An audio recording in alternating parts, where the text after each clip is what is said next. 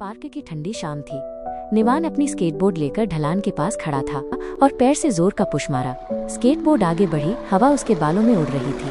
अचानक उसके सामने हवा में हल्की चमक हुई और प्रोफेसर मीरा सेन होलोग्राम के रूप में प्रकट हुई। मीरा मुस्कुराते हुए बोली, बहुत बढ़िया निवान, अभी जो तुमने किया उसी में न्यूटन के तीनों नियम छिपे हैं।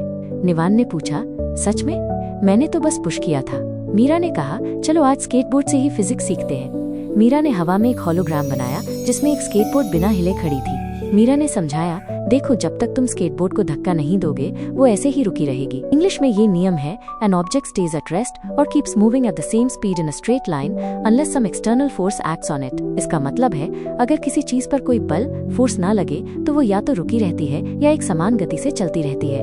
निवान बोला, मतलब चीजें अपनी हालत बदलना नहीं चाहती, जैसे मैं छुट्टी के दिन बिस्तर से उठना नहीं चाहता।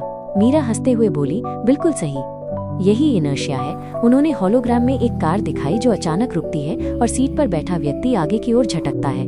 अब होलोग्राम में दिखा, निवान स्केटबोर्ड को 2 बार पुश करता है। पहली बार हल्का पुश, स्केटबोर्ड धीरे चली। दूसरी बार जोर से पुश, स्केटबोर्ड तेज भागी। मीरा ने कहा, न्यूटन का दूसरा नियम कहता है कि किसी वस्तु की स्पीड या एक्सेलरेशन इस बात पर निर्भर करती है कि उस पर कितना फोर्स लगाया गया है और उसका मास कितना है। फॉर्मूला है फोर्स इक्वल्स मास गुणा एक्सेलरेशन। निवान ने पूछा, मतलब भारी चीज को चलाना मुश्किल है क्योंकि उसका मास ज्यादा है? मीरा ने कहा, एग्जैक्टली, खाली ट्रॉली को धकेलना आसान है लेकिन भरी ट्रॉली के लिए ज्यादा ताकत चाहिए। रॉकेट लॉन्च के लिए भी यही रीजन है। मीरा ने होलोग्राम में दिखाया, निवान पैर से जमीन को पीछे धकेलता है और स्केटबोर्ड उसे आगे की तरफ ले जाती है। मीरा ने कहा, न्यूटन का तीसरा नियम कहता है इंग्लिश में, for every action there is an equal and opposite reaction. मतलब हर एक्शन के साथ एक समान और उल्टी दिशा में रिएक्शन होता है।